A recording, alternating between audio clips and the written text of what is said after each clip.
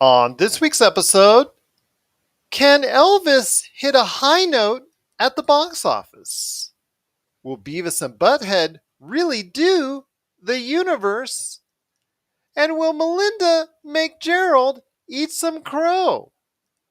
All this and more as we reach our next stop, the PCC Multiverse.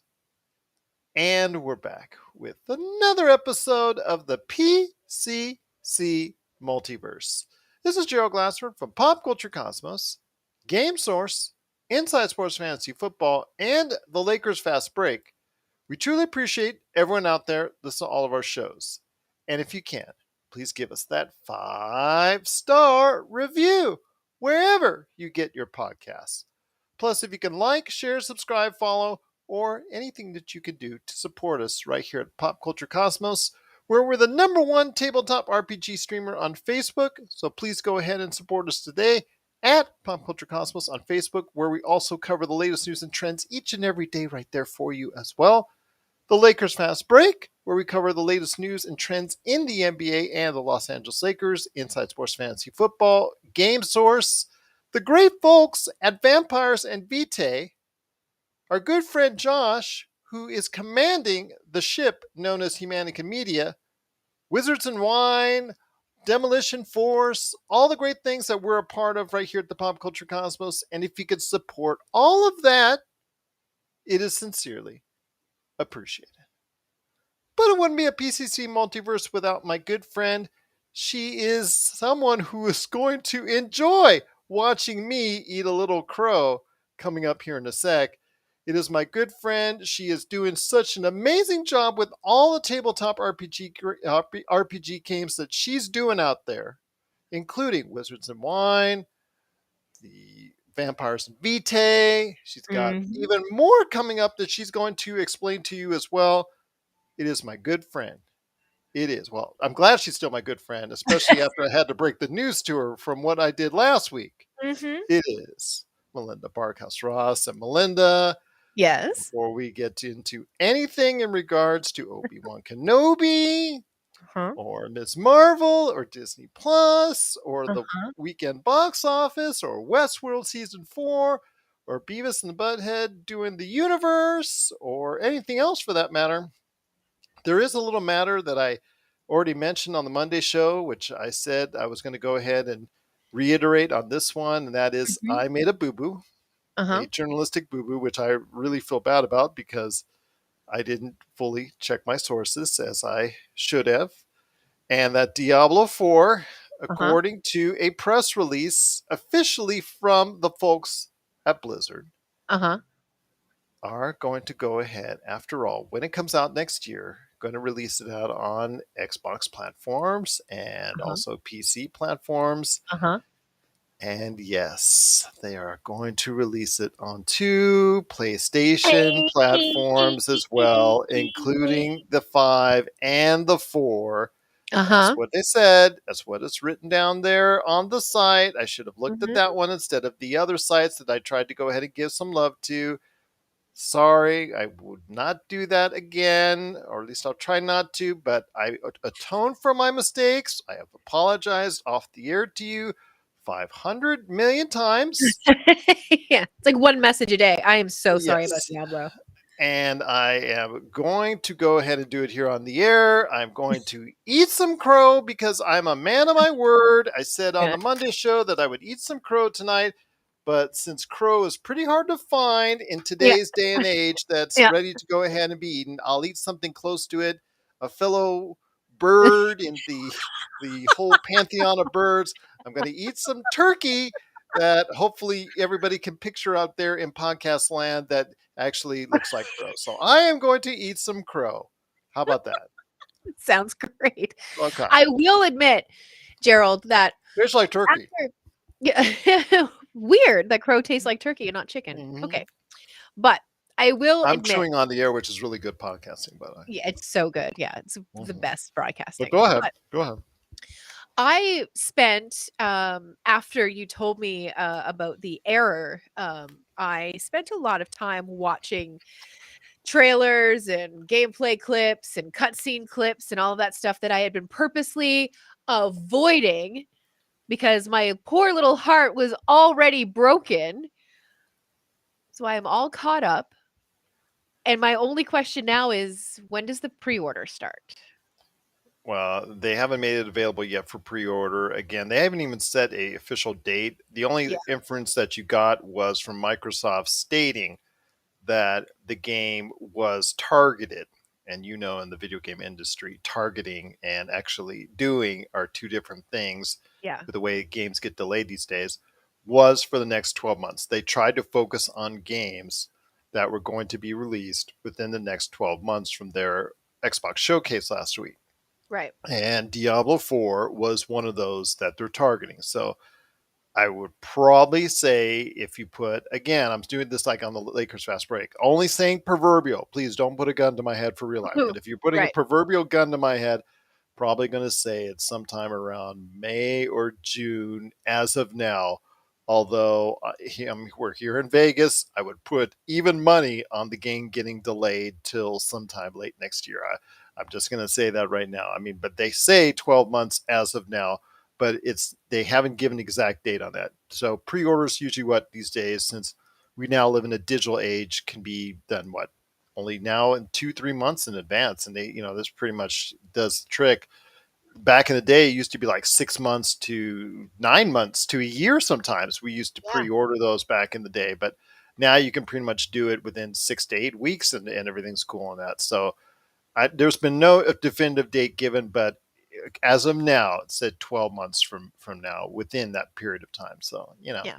give or take a month or two, but we'll see what happens. But yes, you'll know when I know when to pre-order it. How about that? And holy smokes. Now I now have approximately a year to get all of the girls from Wizards and Wine from start to finish of Diablo, maxing out characters as often as we can so that we are all ready for Diablo 4. And I'm And eating some more crow. I'm just going to yeah, tell you, I'm going to eat a little bit more crow before we continue the show. So yeah, there. But before I finish and go ahead, this crow, yeah, beautiful crow, aka turkey. yep. Please go ahead and give everybody an update on what you're working on with all the great games that you're a part of for Pop Culture Cosmos. Sure. So, coming up this Sunday, of course, we've Good got crow. vampires and we've got vampires and Vitae. The live stream for that one you can catch on the Pop Culture Cosmos Twitch. You can also find us on YouTube, Facebook, all of the usual places. We have, and that starts at 1:30 Pacific Standard Time. Our latest podcast episode for Vampires and Vitae drops tomorrow morning. It's like 2 a.m. the Las Vegas time, so I believe that's 6 or 7 a.m. on the East Coast. I can't remember which, because I also have Atlantic time in there as well. So my brain gets a little bit weird about it. So that's exciting. We're looking forward to that. Also, super excited. I have two people who have not really played D&D before, two people who've played it once in a while, and then I have Rob, and then I have Roger coming together around a table this Monday night for the very first official stream of the Las Vegas group for Wizards and Wine in the Wild Beyond the Witchlight. So Have you ever seen a all of car crash in person? Maybe this could be something near it. I just gotta say no, that out loud. I don't think so. I I'm have been kidding. prepping for this game, Gerald, for like a solid 6 months.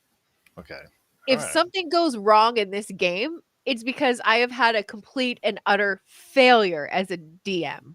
Okay. And I truly hope that that will not happen. And if You can't the blame Roger? I can't blame Roger. I Okay. might be able to blame Robbie a little bit. Oh, he's your husband, of course. Right. Yeah, but no, so we're very excited about it. The cast, as I call them, they're all super stoked, and we've got brand new backdrop. So this one will be Vampires and Vitae exclusive, and then we have a different one for the Wild Beyond the Witchlight, which is really cool, and I'm really excited to get a chance to show it off. So Well, I am wishing you all the best with that. thank Absolutely. you. Yeah, it's been a massive undertaking, and like I said, the most prep that I've ever done for a game before. I really want this to be something special. So So, one last time, where can people find all this action going down? well, on the Pop Culture Cosmos Twitch and Facebook page, you can also look up Wizards and Wine on Facebook and watch it there. And you can also look up Wizards and Wine on YouTube and you can have a boo at it there as well. Plus, it drops in podcast form on Mondays, approximately 6 o'clock Eastern Standard Time, like 2 a.m. Las Vegas time. All right, there you go. It's right there for you. Everything that she described, please go ahead and follow it today, wherever you get your podcast, and of course, right here at the Pop Culture Cosmos. But coming up after the break, we're going to take an early break right now. We're going to be talking at length in regards to Disney Plus, the weekend box office. Also, we're going to touch on Westworld Season 4 and Beavis and Butthead Do the Universe on Paramount Plus. Oh my gosh, what could Beavis and Butthead do with the universe? We'll talk about that coming up throughout the show. This is the PCC Multiverse. And we're back with the PCC Multiverse. It's Melinda Barkhouse Ross and me, Gerald Glassford, finishing eating my crow for the day right here at the PCC Multiverse. You just love that. Yep. There you go. Just sorry. Okay. No worries. No worries. I was Well, just enjoying it. Just another 30 seconds of enjoying it. Okay. Okay, not even 30 seconds. Just another like 5 seconds. Okay. Okay, that's good. All right. We can move on. Okay. Fair enough. Now, this is legitimate laughter between her and I when we go ahead. Let me ask you this. In your 20 years, it's something I've always wanted to know. In your 20 years of radio business behind the mic, before all of the Canadian radio that you worked with, were there any point in time that they asked you to go ahead and make those laughs? Because that's one thing I hear a lot in American radio is that those manufactured laughs that they seem like they're required to do for stuff that I'm going on the driving on the road thing. That isn't funny.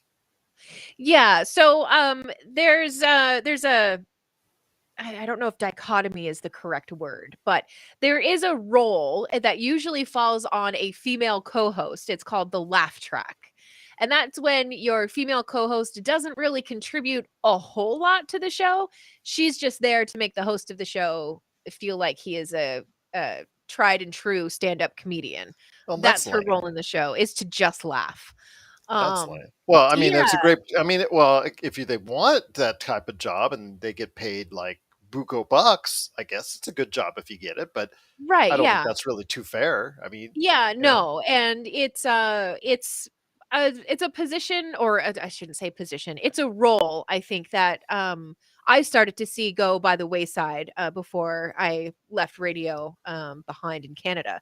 So Okay. I know that it is something that is becoming less and less popular, and I think that it's because there's this massive bubble that a lot of people don't know about in radio, but there's this massive bubble of incredibly talented female broadcasters that are coming through. And I'm not saying that this hasn't happened before, but I was like on the front end of this bubble that's moving through the system right now. So expect to hear a lot more female voices, simply because there's not a male voice to put on the air to fill the role. I don't know how to explain it better than that. There's just an influx of really great and wonderful and smart, talented female broadcasters that are coming through the pipeline right now, and Nice. it's a really cool bubble. And we had 3 male announcers, and that was Mhm. it between 2 radio stations. The rest of us were all females. Well, Um, I'm hoping for that as well, so we can yeah, get that share of diversity and that share of inclusivity that we really need on the air. So I'm really looking forward to seeing yeah. that happen as well, It's just a pendulum swing. That's or really kind of hearing what that it talks up happen. to. Yeah. Yeah, it's Yeah. just it's a pendulum swing. That's really what it comes down to. Okay. Well, I'm hoping you will again lead that challenge right here with us at the Pop Culture Cosmos as we continue out with our great radio stations that we have on the air. So we thank you so much for joining us. We're going to be getting into some good stuff right now with Disney Plus, because Disney Plus had a busy week. One thing I've always told you, or one thing I've always insinuated when it comes to Disney Plus, is the fact that I think one of their flaws is content. Content, Right. content, content. I've said that ad nauseum. I think you probably unfortunately hear that while you're at some of your where you are in life. You hear like Gerald's talking about Disney Plus and their lack of content again. But I'm saying right now that this was a very busy week for them, because they not only had one, not two, but 3 major releases this week. But they did it at the same time with Obi-Wan Kenobi, the season finale, Mhm. Miss Marvel episode 3, and Doctor Strange and the Multiverse of Madness all dropping at the same time, which does pop culture nerds out there. That's awesome. That's great. But Mhm. couldn't you have spaced it out? I mean, Monday, Wednesday, Friday, maybe that would have been a little bit better. I don't know. I'm not in charge of Disney Plus. Maybe I should. Maybe Melinda should. I don't know. Maybe someone should before they go ahead and do that, because in the case of Miss Marvel, I'm worried that the kind of word out there is that it's not getting the highest ratings in the world, or at least the highest ratings of the Marvel shows out there. And this, I don't think, help matters because it gets snowed under by both the Obi-Wan Kenobi finale for their season one, which they're hoping for a season two, and then of course the Doctor Strange and Multiverse of Madness, which I watched again, and it actually was a better experience and a much more beautiful experience on a 4K television than what I saw in theaters. For me, anyways, I just truly cannot recommend enough watching Doctor Strange and the Multiverse of Madness on a television. It's an okay movie. If you go ahead and check out my popculturecosmos.com site, my number where it stands in the pantheon of the MCU is not going to change. It's not exactly high up on the list, but when you see it, the colors, the imagery, everything just looks so much better when you watch it on Disney Plus if you've got a decent TV. So I highly recommend that experience if you didn't catch it already. But getting to Star Wars, Obi-Wan Kenobi, the season finale happened this week. And I know you said that you are going to be watching it. You're going to be, as far as finishing it up here very shortly. Yes. Uh, I got to go ahead and put out some spoilers on it Yeah, because I've no, got some things please I want please to talk do. about. Yeah, no, we made the decision last night to, start to watch, Doctor Strange, and, well, we will talk about that later, so we just didn't But get didn't it, to okay, Obi-Wan. but didn't it look good? The visuals look good to you as far as on your television set. Yeah, we started watching it really late at night, so we didn't really get super far into it before we both fell Okay. asleep, Well, and unfortunately, I mean, but that yeah, 4K, the high yeah. def 4K, the Mhm. IMAX enhanced, they really go out of their way to make a digital viewing experience. So I'm going to give Disney your props on that as far as Yeah. that's concerned. But getting back to Kenobi, all right, I'm going to put some spoilers in here, and I'll do it right now. The episode overall, I think, was good. It could have been great, Okay. but I think there was some poor direction involved in regards to it. Some errors and some flaws in there that are going to be disturbing to some Star Wars fanatics out there. I think the first thing that kind of bothered me was the fact that in the episode 5 you saw Riva played by Moses Ingram, who again did a great job throughout the series. She gets Mhm. kudos from me, and I'm wishing her continued success in whatever she's choosing, or if she comes back if they do a season 2 and whatnot. She got a lightsaber to the gut through and through from Darth Vader if you checked out episode 5, and she was left lying on the planet that Obi-Wan had already taken off from with the insurgents, and closely followed by the Empire. Now, the Star Wars series as a whole is like, okay, we're going to go ahead and have a battle, but we're going to leave you for dead, but we're not going to kill you because we know it comes up later in the Star Wars pantheon. I mean, that seemingly happens to almost everyone in this series. As far Right. as we've already even seen it in episode 3, I'm going to leave you for dead, Obi-Wan, but you know what? You're going to be a-okay by the next episode, and you're going to make it through. Because yes, we know what happens as far as the ultimate end goal for both Kenobi and Darth Vader, but the whole series seems to be centered around those type of confrontations, which are good, but unfortunately leave you unsatisfied as far as the ultimate thing is concerned. But the first thing that happens, the first thing you see in this episode, this last episode, was Moses Ingram's Riva character down on Tatooine ahead of everything else. I mean, just it didn't show her struggling. It didn't show her as far as from the predicament that she was in. It showed her struggling down on Tatooine. But the fact is, how did she get so fast over to Tatooine? Why is that the first scene that we see? Because the next scene is the continuance of what we see with the insurgents and the Empire, which kind of bothered me as far as the placement of it. Couldn't there have been a little bit of time that lapsed? Because the inference is that Moses Ingram is the fastest, being on the in the universe as far Right. as getting up after a lightsaber to the gut and through, and then all of a sudden getting up and whoosh, heading over to Tatooine faster than anybody. I'm just like, it just was crazy just to think like, okay, should have put this like 10 minutes down the line and you would have been good, or at least some type of explanation a little bit better than that. The Mm. second thing is that the Empire, with Darth Vader in tow and one of the Inquisitors, who was also in the first episode, or I think in the second episode, was left for dead and is magically alive again, because, everybody is left for dead. I think that they should rename the series Star Wars Left for Dead.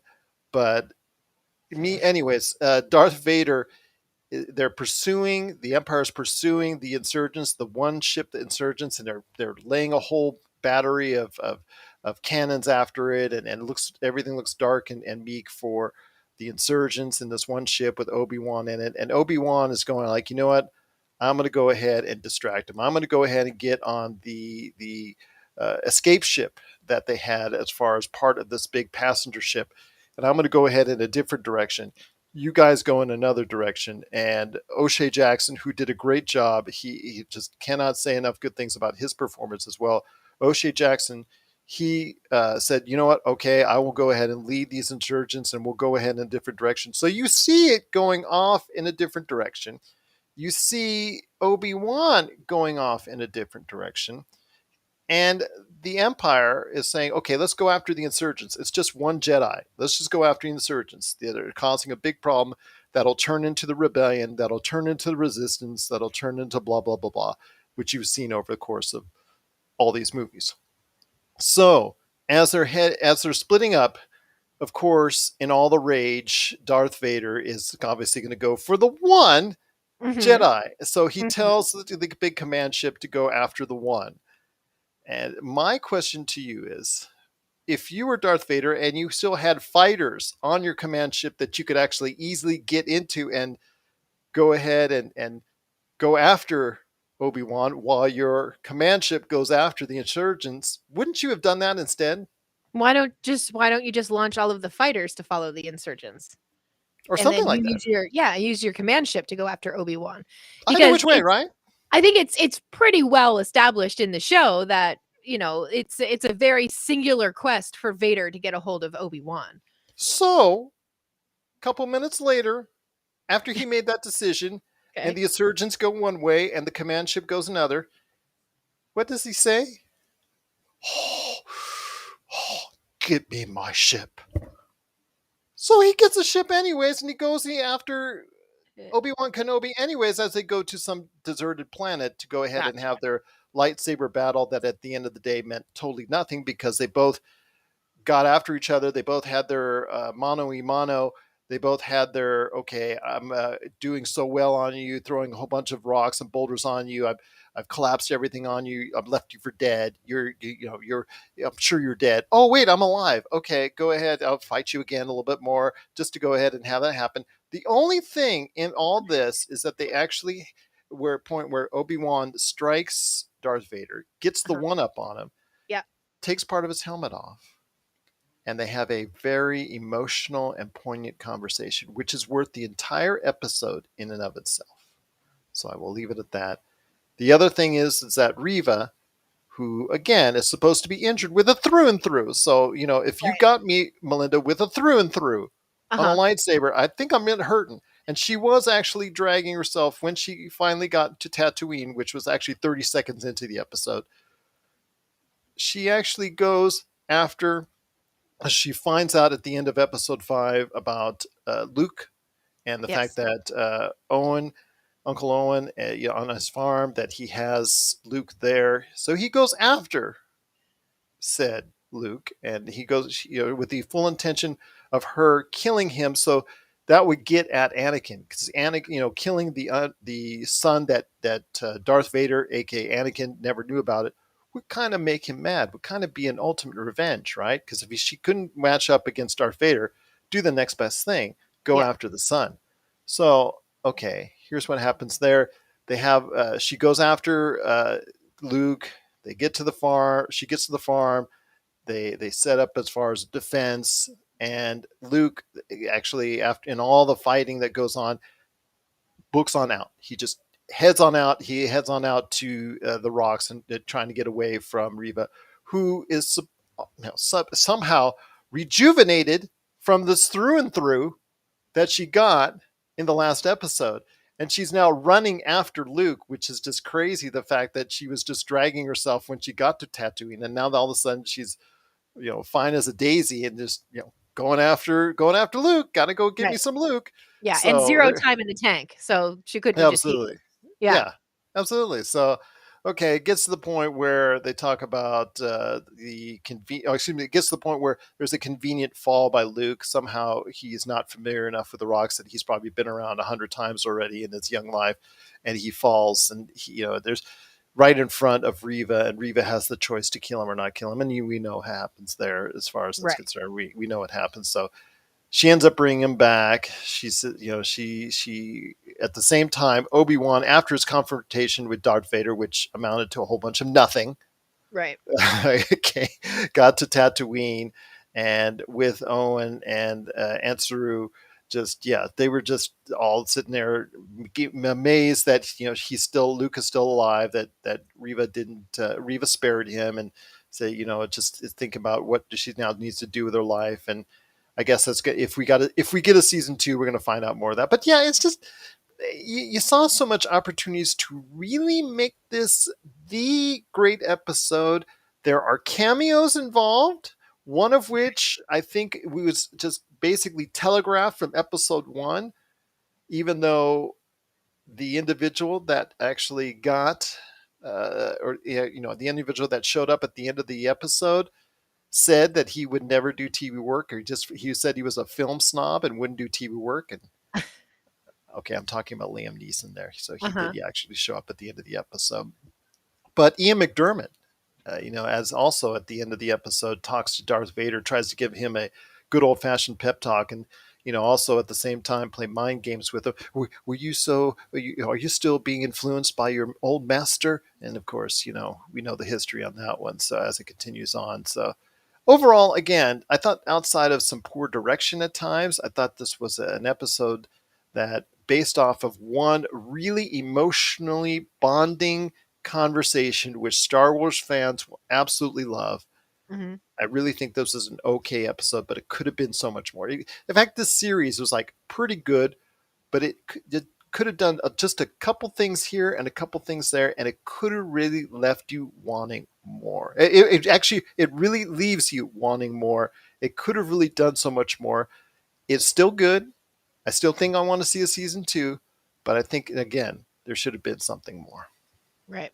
I am really excited to watch it. In As soon as we're done here, I'm going upstairs to watch it. But Okay. May um, the force be with you. the one of the things that I'm really excited about is, so the guys that I work with are huge Star Wars fans, Okay. like the hugest Star Wars fans I think I've ever met, like massive. And they were talking about episode 5, which is the one where Vader rips the ship apart, Mm-hmm. which was, I And have gives to Moses admit, Ingram Reva the through and through. right. And I have to admit, him stopping the ship and then ripping it open like it was just like a can of sardines was That was the good. coolest thing I think I've seen in a really long time. That was really great. Um, if that had have happened in episode 6, would it change your mind? Something like that, Like a big probably. moment like that? I mean, I know the Yes. emotional moment, but like a big, like It's true, just like so the power of Vader moment, you know? well. That's the I guess the conundrum you have in creating this series. Obviously, the good is that there's still now so much love for the prequels in a way. There's still so much love for Ian McGregor because he's the only thing that people were taking as a positive from the prequels, that they could go ahead and bring him back for a series. Now that everybody loves Anakin after 15 years that they didn't love Anakin, that they can Right. go ahead and say, you know what, we're going to go ahead and enjoy this as best we can. But the problem is you're bound. You are bound by what has already been created in the Star Wars universe. Right. So it's a very tough thing to go ahead and do these prequels with that in mind, and well, actually, these are not all prequels. This is an extension of the prequels Yeah, that it's like an George. adjacent too, right? Yeah, so Yeah. it's really hard for them to do. I understand that it's this the confines of it is what it is because the fact that you are pigeonholed into what you can really do based off the previous Star Wars canon, because you cannot do so much left or right because of the fact that there's so much canon that's already been produced that you're still holding on to at Disney and Star Wars. Yeah. I agree with that. There's a lot of uphill climbs that you've got to make in order to kind of have everything in there and have everything make sense. Because at this point, I don't even think that you can retcon anything, No, you know, uh, it's at really this hard point. to. Yeah. Yeah. And anything that they try to do that would tweak the Star Wars canon a little bit, oh my gosh, they would get so much flack for it. And they've got actually there was a couple things that they were tweaking a little bit that kind of really got people mad. So again, you're really it's between a rock and a hard place. You want the ratings, you want the show. Ian McGregor wants to do it. Hayden Christensen he wants to do an season 2. You have the possibility of seeing more Liam Neeson, which I absolutely would love to go ahead and see his character outside of just the 30 seconds you got to see him on Right. this series. So I'm hoping to see an extension of that. But everybody out there, we want to know your thoughts as we head to the half-hour break. Please let us know if you want to see a season 2 of Star Wars Obi-Wan Kenobi, and what were your thoughts on season 1? Overall, again, my complaining aside, I really thought it was good, it was enjoyable, but again, you're bound by what you're doing in the Star Wars universe that has been done already. So I want to hear your thoughts on Star Wars Obi-Wan Kenobi. Melinda is having a good time with it. Like I said, I thought it was okay. What are your thoughts on Obi-Wan Kenobi? Please let us know. popculturecosmos@yahoo.com. Well, Melinda, again, there was more Disney Plus to go out there this week because they dropped a ton on us. I hope you get a chance to finish Doctor Strange and the Multiverse of Madness. Once again, it's Melinda Barkhouse Ross and Gerald Glassford right here for you at the PCC Multiverse. I wanted to go ahead and hit you up with this Miss Marvel, episode 3. Again, I am so worried that this show is getting snowed under by again all the releases that are coming out and by whatever issues or concerns people have over this series, or do they feel this series is important? I know that we were talking last week how we didn't think it was so great at the episode 2 because it was dealing on maybe catering to a younger audience and than us, and maybe we were just not gravitating to it. Episode 3 was solid. I thought episode 3 dealt a little bit more with things that they could go ahead and correlate to a general audience. The threat of exactly who is after the bracelet that has so much of this power, this Kree power, how they originally found it in the first place over 100 years ago, the forces that have managed to stay young for 100 years that are still after this artifact are still, and then actually she faced off against them at the end. I really am liking this. I also am liking the fact that it is also teaching me more about Pakistani culture.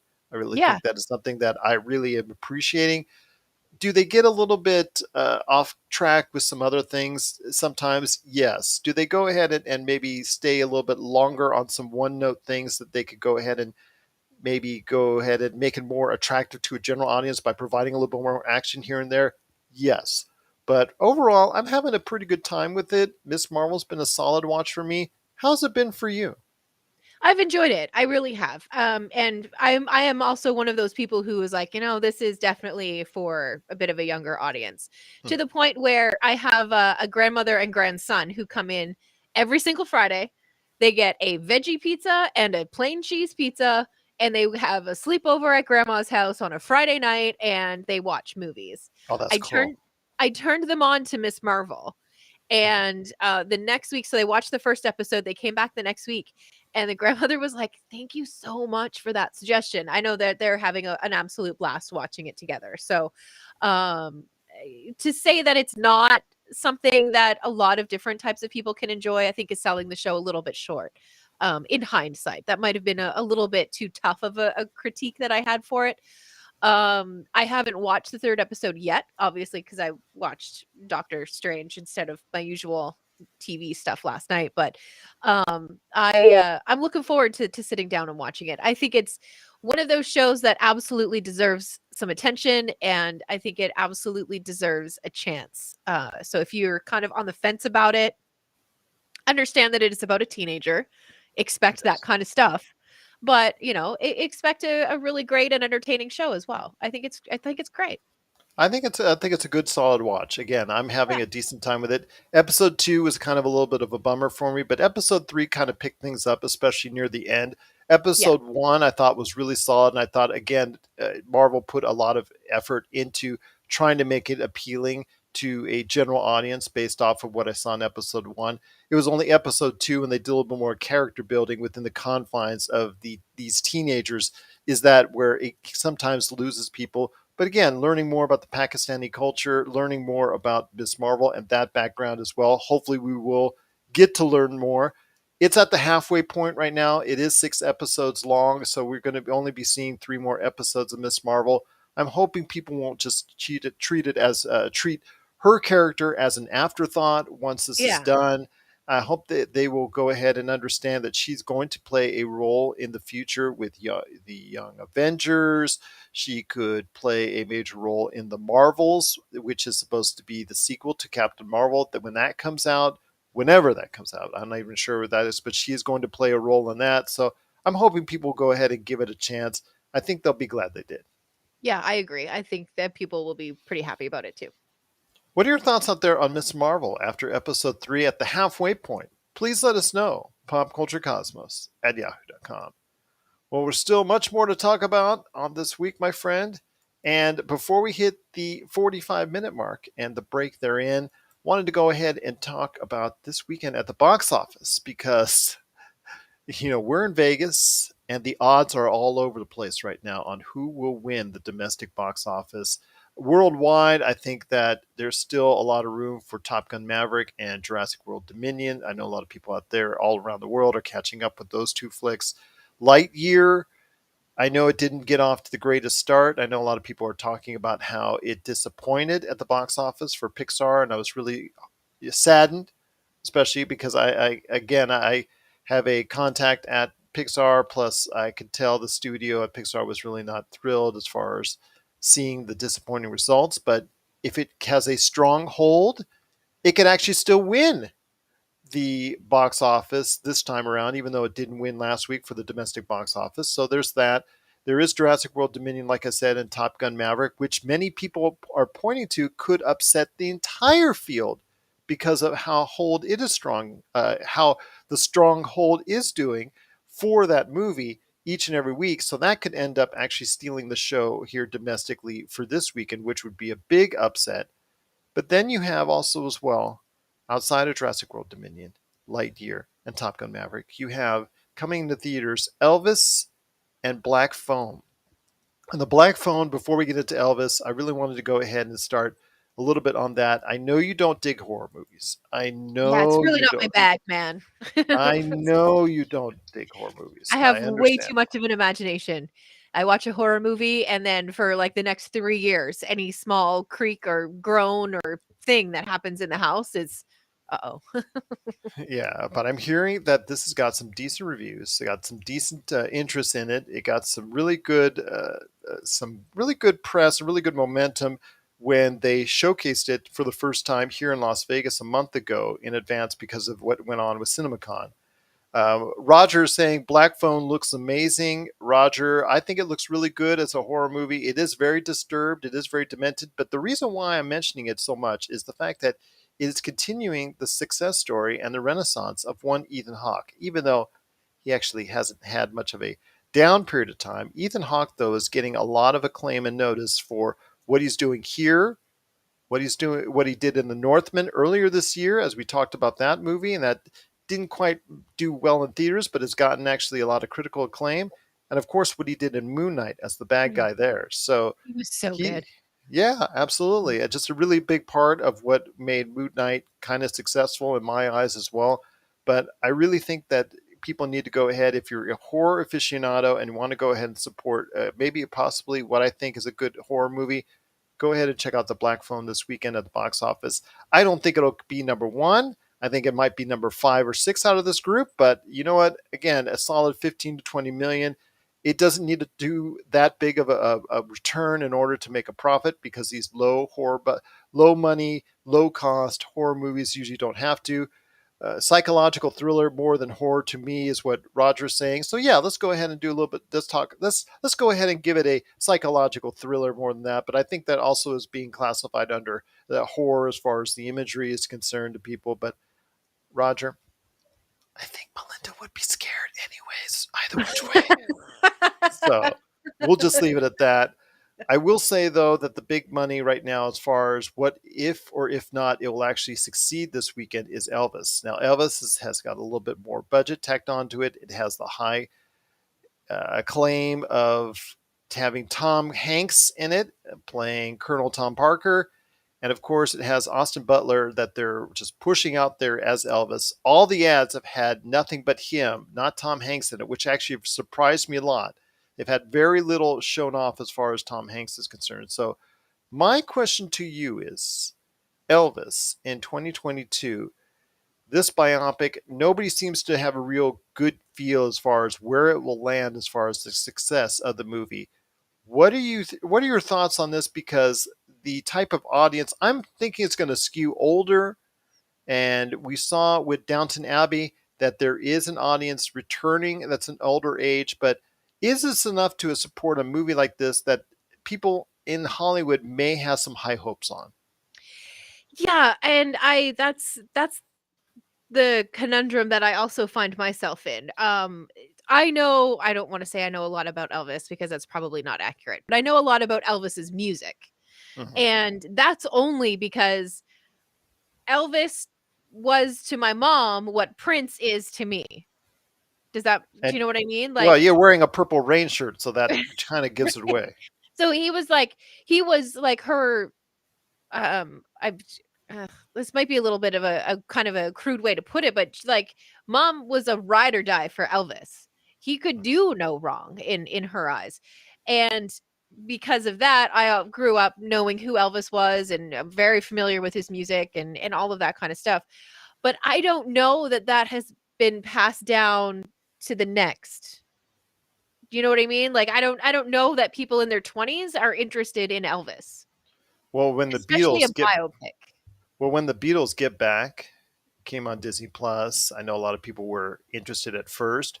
Whether or not they stuck to it is a different story because it's so many hours of footage that Yeah. and they put into parts. I really don't know if everybody stuck to it.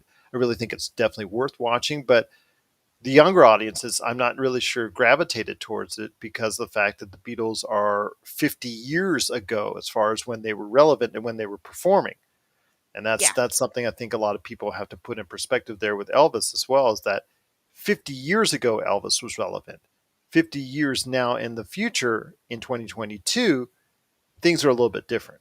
Absolutely. I mean, if you look at when Kanye West released 4 or 5 seconds with Rihanna and Paul McCartney on that one, there were a lot of people who were saying, good for Kanye West for giving that old Paul McCartney guy, a shot at stardom playing Because guitar on the song. happy birthday, by the way, to Sir Paul, who just hit 80. Hey, how you like that? But, it's yeah, I just don't know. It'll be interesting to see if they break down, demographics for this movie or if there is a Oh yeah, they possible will. breakdown for the audience, makeup They of the will. movie.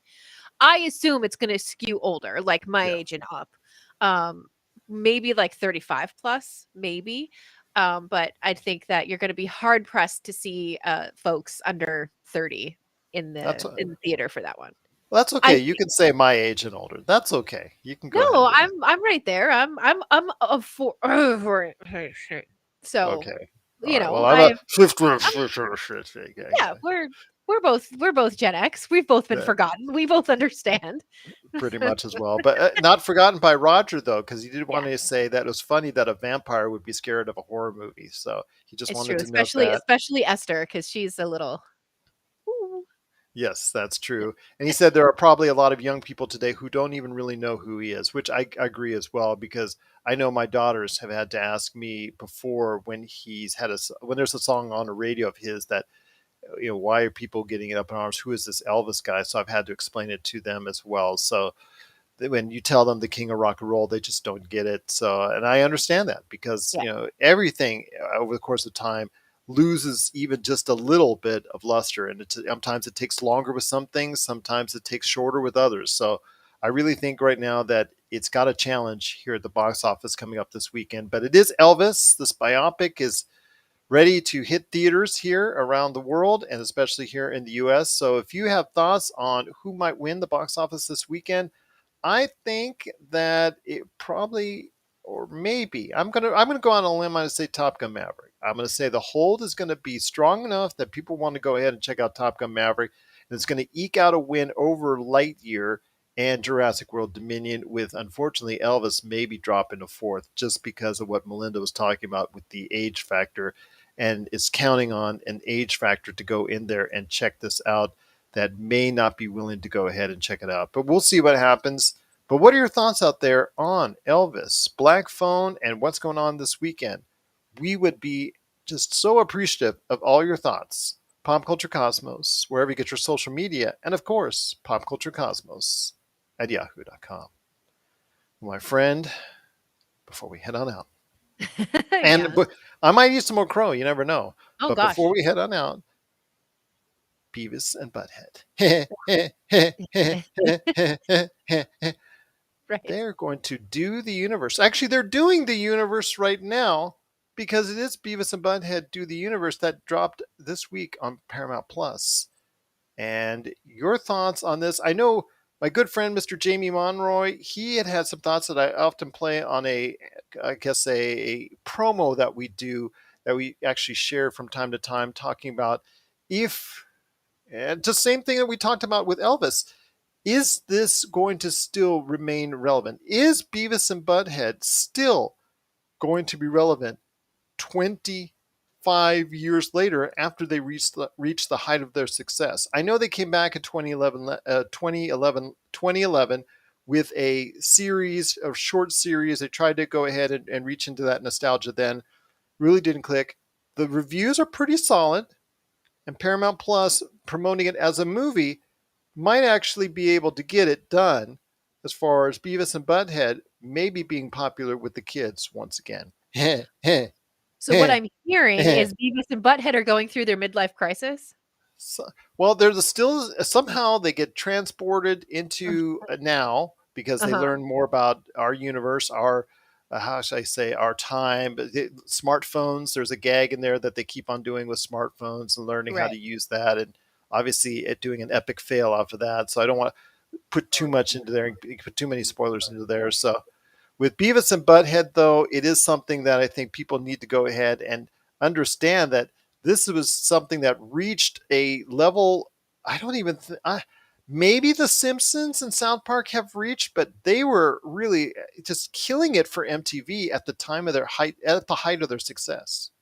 Yeah, and I mean, I was always more of a Ren and Stimpy girl myself. You and I both. Um, yeah, more so than Beavis and Butthead. I think that I was You just idiot, Stimpy.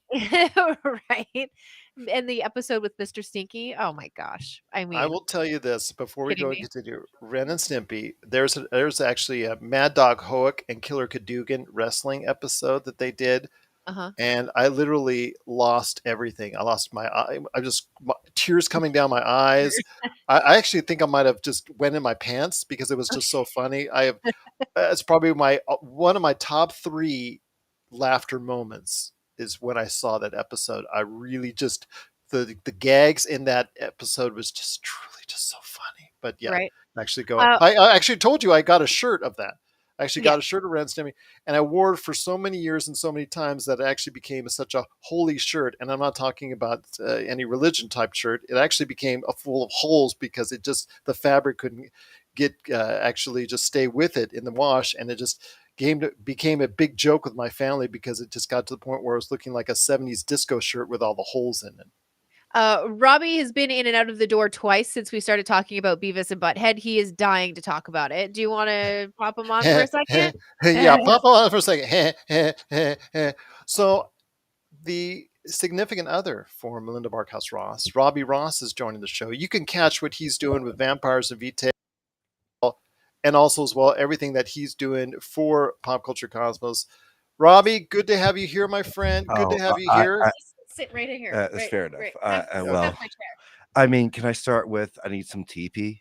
That's Oh incredible. I yes. mean, like, I can't. what I Don't say where. Don't say where no, because I know this that's is a why I said. family show. Yes, I yes. mean, where am I in camera? Okay, we're gonna really cuddle. Yeah. Um, to have something that definitely didn't need to come back, but looks like they're staying true to the source material. Oh Looks yeah. like the same jokes are going to be said, Oh yeah. and I think they understand that, like, that's what that audience wants Yeah. because it's been so long. I mean, Beavis and Butthead Do America. What are we talking? Like 14 years, 15 years, More than that. Yeah. more than that. I Yeah. mean, this is. I think this is finally the sequel that we didn't want but we deserved. Yeah, no, I mean, it's going to be fantastic. They've even said it's the world's worst science fiction movie. That's part of the advertisement campaign. Well, the thing is, I think of anything nostalgic that is being brought back, this has one of the best chances to go ahead and resonate with a younger audience because the Yeah. crude humor still resonates. And the fact that you put them in a time machine, which is, I think, the synopsis of the show from the 90s, and then you put them in a today Yeah. where they're actually in today's environment in 2022, where they talk about smartphones and other gags relevant to today that tries to relate them to today's audience. I think Paramount Plus did a great job as far as bringing something back that people actually like and enjoy across the entire gambit of ages that are watching it. Oh, absolutely. And I think that's a really smart commentary too. I mean, like it's like they're capitalizing on the okay boomers from our Mm-hmm. worst perspective. Like Yep. the joke is finally funny. Like, okay, boomers, like go on, like do your stupidity. Like this is where that stupidity came from. This is like our avatar of being in the new world and not understanding any of this, the current social constructs or the current social world, and just having a boomer be horrible, and it's I think okay because it's Beavis and Butthead. Well, I think it just is fitting for everything 2022. I think it just Yeah. fits right in. Yeah, absolutely. Sorry, I just overheard, and I'm very excited for the show. I've always thought that Beavis and Butthead's comedy was more intellectual than it was fart jokes because you had to get the fart joke to, like, you had to get the reference of why they were being crude over something brilliant. Mhm. And like I know that you reference Ren and Stimpy, right? Mhm. Ren and Stimpy was like the complete opposite. Like they went from like true body horror. Like Ren and Stimpy is horrific when It you is. I mean, like It it truly absolutely is. is. So like the shock value of Ren and Stimpy was more of the shock value of the disconcerting ideal of youth of that time. So now that youth of that time should be us. It should be the 38-year-olds to 42-year-olds, like looking back into it, and they should have some version of like recompense to their own like coming to terms with how they were wrong during their time period, then putting them in a time machine, which what it appears to be, or a spatial shift, I think is very interesting because it's like if no one ever if you it's like if you jump from the 80s and had to live now, you wouldn't know, you wouldn't understand the moral places that we've all gone to get to where we are in society now. And like there are idiots, Yeah, there are they get to be us if we didn't know better, which is by definition funny because it's tragedy happening to somebody else. that's for sure, my friend. But it is Beavis and Butthead Do the Universe. You got to get it today at Paramount Plus. So you too are on a mission to go ahead and check out Paramount Plus. Please go ahead and check out that. And while you're there, please, Star Trek Strange New Worlds. I need to hear the Trekkie Yeah. fans' opinions on that True. because I am a good on me. Trekkie fan, but you are the super Trekkie fan. So Yep. that's all Yeah. I'll leave it at that. Thank you so much for allowing me on. I'm sorry to jump in. No, I think always. it's super interesting, and I do want to watch the new Star Wars, Star Trek thing. Yes, Thank you, absolutely. thank you, thank you. You got it. Robbie Ross, once again, here for you right here at the PCC Multiverse. But before we head on out, Melinda, Yes. again, Paramount Plus, please, everybody out there, let us know your thoughts on Beavis and Butthead doing the universe. My gosh, they've been set loose upon the entire universe right there at Paramount Plus. Share us your thoughts. Are you excited for a return of Beavis and Butthead? Please let us know. PopCultureCosmos at yahoo.com. But before you and I head out, before some final thoughts from you, my friend, Westworld Season 4 hits this weekend to HBO Max. Something that I've said over the course of time was really important when Season 1 came around because we were ending our run with Game of Thrones. So HBO needed another pillar and foundation to go ahead and really support what they were doing long term. This was just before HBO Max really was Westworld Season 1. Season 1 was, I guess, a big event. It was really watched by a lot of people, but people were just, I don't know if they were getting it or they were just really getting into it the way that I think HBO wanted to.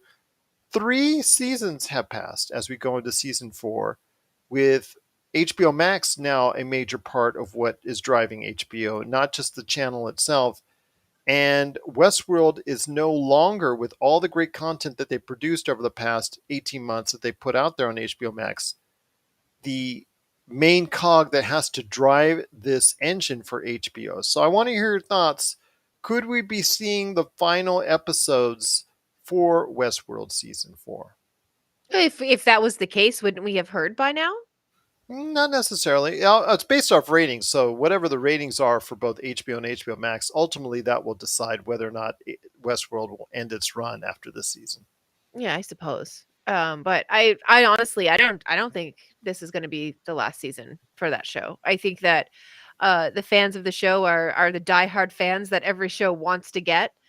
And I just think that people are going to stick with it.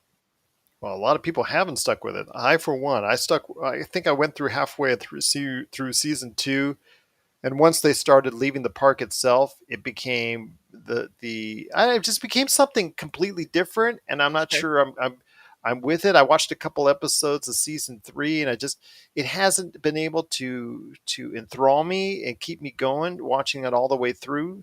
Maybe I'll go ahead and give it a rewatch and be able to go ahead and check out season 4 after that. But I think that a lot of more people like me, as far as that's concerned, and haven't stuck with it maybe as long as HBO has wanted them to stick around. Sure. I mean, I've caught the show like here and there, season 1, here and there, season 2. And Rob's a big Westworld fan, so I got to watch all of season 3. Mhm. I loved the action sequences of the show on the show. I thought that they were incredible. Mhm. So I can guarantee you that we will be watching season 4, at least in this house. So they've got 2 sets of eyeballs. Okay. Well, there you go. Indeed. Maybe that's good enough for HBO and HBO Max right there for you. Those sets I of wish. eyeballs. I wish. But it is Westworld Season 4. Again, they're going into new realms now that they've been out of the park for quite some time. I want to hear your thoughts out there. Are you still in touch with what's going on with Westworld? Are you excited for Season 4 as it hits HBO and HBO Max this weekend? Please let us know. Pop Culture Cosmos, wherever you get your social media. And of course, Pop Culture Cosmos at yahoo.com. Well, my friend, it's been a great episode. Guest appearance by your beloved right there, talking about Beavis and Butthead. And you even got to have me eat some crow. You're gonna So have some more? I'm gonna have one last piece of crow, aka slash turkey. So please, while I do that, any last thoughts before we head on out? Well, we should reiterate, Gerald is eating crow because he said that Diablo 4 was not coming to the PlayStation platforms, and gosh darn it, it is. Thanks Mm-hmm. to a press release officially done by Blizzard. So I know I'm very excited for it. I am Good crow. Good crow. good crow. Okay, good. I Google every single day Diablo 4 pre-order to see if it's up yet. Every morning I Google it. It's part of my wake up in the morning having a cup of tea. Is Diablo up for pre-order yet? I'm Well, so excited. again, we don't have a set or confirmed date. We only Yeah. know the inferences that Xbox gave us that it possibly will be here within the next 12 months. So let's hope for you that it will do a good job of being available on time, no delays, and be available for you for pre-order sooner rather than later. There is a part of me that's like, even if the game doesn't come out for 2 years, I will give you my money now, and in 2 years, just remind me that I bought it and download it for me. Okay, fair enough. Fair enough. That's kind of strange that you'd want to hold your money out that long with Blizzard, but hey, okay, Blizzard will take your money nonetheless, won't Yeah, they? I'm sure they will. Well, I wanted to mention that Monday show with Josh Peterson and I, we're going to be talking about some good things as far as the results of the box office, plus 50 years of Atari as it celebrates its 50th anniversary this weekend. So we're going to be talking about the history of Atari, what it's meant to us, all the good stuff. But yeah, 50 years of Atari, we'll be talking about that, the box office results, and more coming up on Monday right here at the Pop Culture Cosmos. But Melinda, it's been fantastic having you on the air.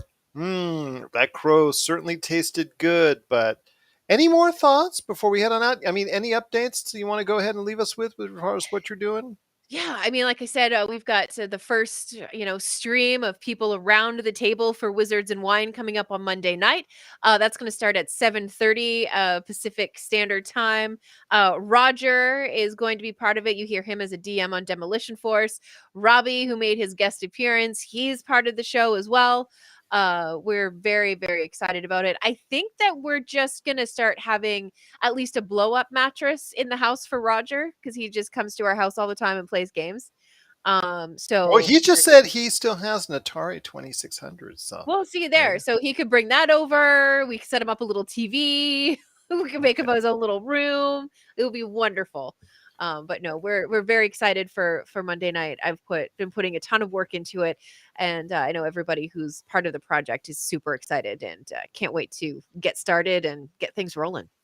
I wonder if he's had the issues with the controllers after, it doesn't work for a while. You have to go ahead and take the cover off. You try to play it with the stick by itself. And yeah, Yeah. everybody knows about all the things that happen as far as our age is concerned when they had an Atari 2600. So you have to, I know like it was the original place that you needed to go, original console that you needed to have where if you didn't get the games working, you try to, or tap it on the side to see if it actually works. So Yep. there you go. Yeah, absolutely. So I There's remember a that. thing that says that blowing on the cartridges actually doesn't do anything.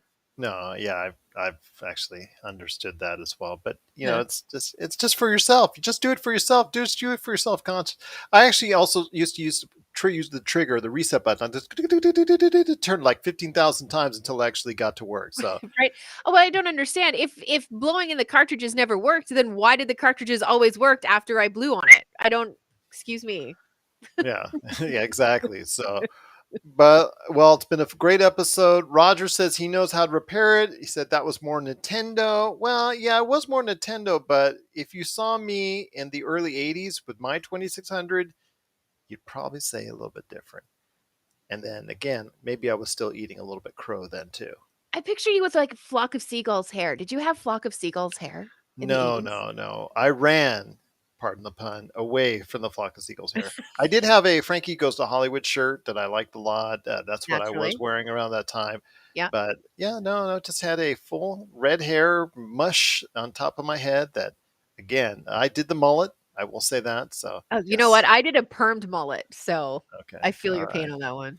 Yeah. Well, it felt a lot of pain. In fact, I feel it every time I look at the pictures from that period of time. Right? Yeah. Yeah. Every time I see it. Yes. Oh, eating crow indeed. Uh-huh. So for Melinda Barkhouse Ross, this is Gerald Glassford. It's another beautiful day in paradise right here in the PCC Multiverse. We thank you for listening. And here's hoping you have yourself a great